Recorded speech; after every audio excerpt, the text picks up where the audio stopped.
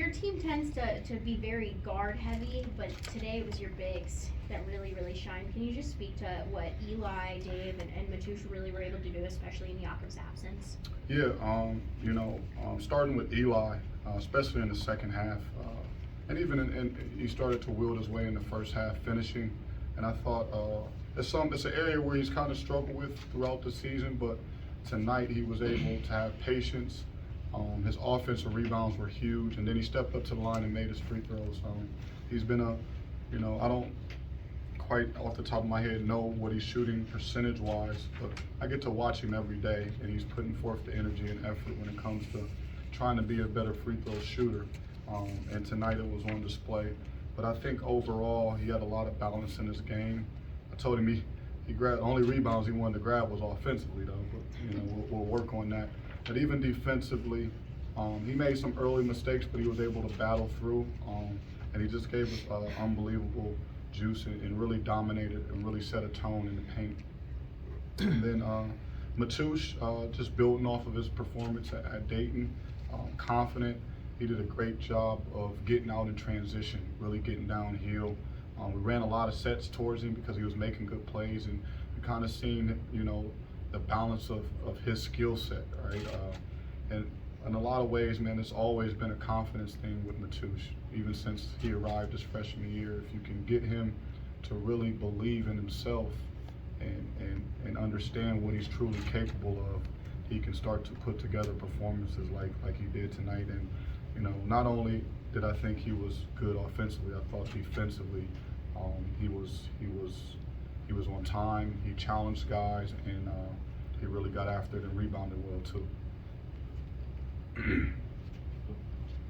Drew, first half, 4 for 8 from 3-point range, 2 for 12 in the second half. How would you kind of assess just the way you guys were able to defend the long range shot? Yeah, we didn't defend it in the first half. And I think we thought we did, but if you watch any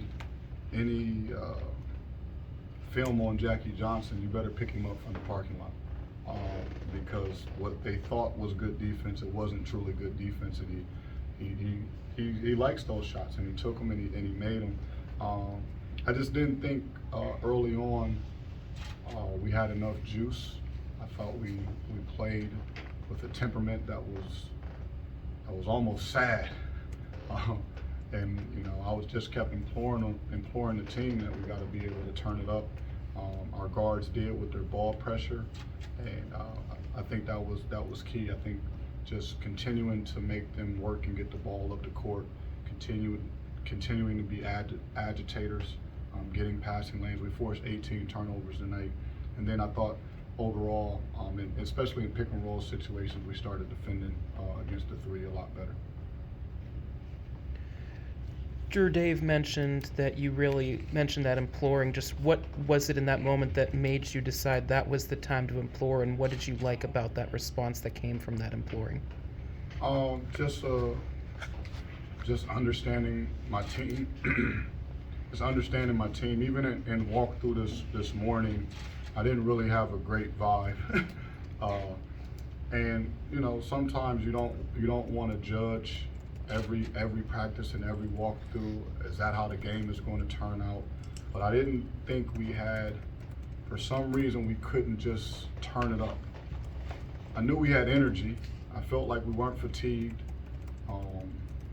But I wasn't sure if they knew to the extent of how the game needed to go and what was going to be required of the game. So from the opening minute, I was live. They probably could have put me in the game tonight almost, because I didn't think they could find the energy themselves. So I'm not going to let my team just die out there. I'm going to do whatever I got to do, staff-wise as well too, to see if we can turn the table. And they responded. I challenged them, and they responded. So kudos to those guys for maybe taking some of the criticism, taking some of my what's a good word to say? I like tenacious, but taking some of that and putting it into action. Right, I thought that was key. as I kept yelling pressure the ball and get up in the stance and rebound and push the pace, they just kept turning it up, and I'm proud of them. Drew, you've not really been a good free throw shooting team all year. I don't mind us that. I think maybe some of the close games would have maybe been reversed with the free throws. You're Absolutely. 21 for 26 tonight. Corbett was 4 for 4. What's your reaction to all of that? I mean, do you think they reacted to your tenacity? Well, when it comes to free throw shooting, Eli's a really confident dude. You know, he believes he's going to make them, and he's put a lot of work in. Jay Sean, on the other hand, he's had some big time struggles, and you know, I got to give our assistant coach a lot of credit. Jules Sullinger, he went back and watched the Chicago State film, all of his free throws, and said, man, there's the 70% shooter. I don't know what's wrong with what's going on with Jay Sean. And he just started to compare the film, and there's a huge difference in what he was doing at Chicago State to what he's doing now with the rhythm of his free throw shooting. And you know, I spent some time with him yesterday just to kind of be a whisperer and see if we could get him back in that form of being on time with his release. His release was just off. His timing. He thought he was using his legs and he wasn't. But tonight I thought his motion and his legs were all in rhythm. Right? There's a certain rhythm that goes to shooting, and he had it. And it looks like he's a 70% free throw shooter, right? At least 100 tonight. Yeah. So hopefully he can continue to build on it, and I think it's going to actually build some confidence in his finishing. I think he'll start to finish around the basket, because the free throw line has been such a dramatic place for him this season. If he can build on shooting the ball better there, I'm willing to bet he's going to have more complete games when it comes to finishing around the basket. That's just my thoughts. Coach, you guys are now entering really the home stretch of the A10 schedule, 5 games to go, and got some big matchups coming up. How are you keeping your team on the same page and focused? Yeah, we got to continue to turn it up, and you have to embrace this time. I've been around a lot of basketball on teams, and it can go either way, right? You can fake it and act like you're really into it and really go flat. You can completely tank and say you're done with it, and that'll show up too. Or you can embrace the moment, love the opportunity. Don't take these moments for granted. You know, and when you say that, everyone thinks about the upperclassmen, seniors, but really it's everybody, man. You don't get these chances back, whether you're a freshman, whether you're a sophomore. Like, you have to treat these times with care and really go after it. So when I talk to them, I'm not just speaking to, you know, our seniors. I'm talking to everybody that, listen, we have 5 games left that are guaranteed to us, 6 if you include maybe the first round. Like, what are you going to do with that? Because if you mess around with those, like, you'll think on that for a long time, and you don't want to get to the end of the season. You don't even want to be 5 years down the road and think about, man, my sophomore year, I laid down, right? I didn't finish hard. I goofed around. Like, who wants to live with that? Because you will. Like, competitive people, like, that stuff sticks with you. That's regret, and I don't want them to have any regrets. Coach, Eli was playing with real fire in that second half, especially on the offensive end. What kind of sparked that with him? Just confidence, man, and it was a physical game. I think that game and being in the interior was catered to him a little bit, right? Chimbilla, Zona, those are some big guys, man. They willed a presence in the paint, and he was able to, you know, show his strength. And we got him some good touches around the basket, and really I think it was the offensive rebounding. He let that energize his game. When you start to feel that dominant of just being able to snatch your rebounds at any time, like, I think it just creates its own energy. So he let his game kind of build off of that. Coach, it's been a minute since you've had 5 guys score in double figures, but tonight you had 5, almost 6. How big is that for confidence as, to Jack's point, you are in the home stretch now? Yeah, I don't know the details of the last time or how many times we've done it all year.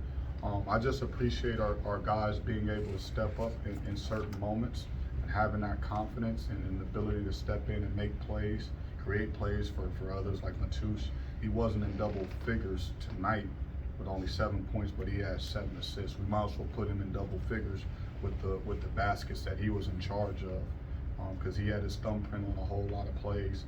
But just that confidence and ability for them as players, not necessarily me, but for them as players to understand that the guy next to him is capable of making a play. I think that it gives and provides the team a lot of confidence. Coach, focusing on Cam Crawford, can you talk to us from the moments after the foul towards the end of the Dayton game? I want to go back there. We'll just go from that moment to how you guys responded as coaches and players and team, and then coming up towards his performance tonight where he had 13 points and his defensive effort on Jackie Johnson throughout. Yeah, well, the first thing is I made everyone sit up in the locker room. Like, sometimes after defeats, you got guys who want to lay out and head drop. I made everyone sit up, eyes up, straight in a chair, because there's more, like, no one's pulling the plug yet on anything, right? And I don't want that type of vibe. We got to get to the next game. And then for me, it was about not letting Cam shoulder the load of that play. You know, I told him in that moment that it's just as much his fault as it is mine, because everything that goes out there at some point is a reflection. Now, I can't control everything, right? I don't have a string on it to say don't foul there, but obviously, in my opinion, and the way I reflect on it, there's a disconnect, right? For him to make that decision, he obviously didn't know what was going on, and I'll take some of that blame. So that's what I told him, and I told that in front of the team as well, and then we just move on. I said, and it was good for him. His mom was there. He had family there, so he had close ones and loved ones around him. And I told him, like, listen, in about 72 hours, we'll have another chance at playing the game of basketball again, and we're going to need you, and you're going to have to be ready. And I think for him to go through that situation and respond and play the way he did tonight, that's a huge step for him. Because it wasn't a great feeling. It wasn't a great moment. He's human. He knows. I can tell him 1,000 times I got you, but like at the end of the day, he feels like he let us down. So, but in all, you know, I feel the same way. Coach, you were tied at half, and out of the half you went on a 15-6 run. And additionally, in the second half, you shot 4 3-pointers in comparison to 12 in the first half. Is this an effort to push the intensity and the paint down the stretch in close games? I think it was a lot about what they decided to do defensively against us too. They tried to take the 3 away from us in a lot of ways by really putting a lot of pressure on the guards. And they play some different style of defense. They really tried to force Jay Sean to see if he could beat him from the outside. And honestly, I just decided to still attack the paint. And I think getting drives, getting post touches have always led to good basketball for us. They don't have to necessarily, when you drive there or the post or you enter the ball in the post, that doesn't have to be where the shot is taken, but it's always throughout our season. And when we look at our points per possession, it generates a lot of good ball movement and good shot opportunities for us. So it's important that the ball gets in those areas. Tonight, we just came through and we scored those. But I don't mind it. I'll take the paint touches and the paint points. Coach.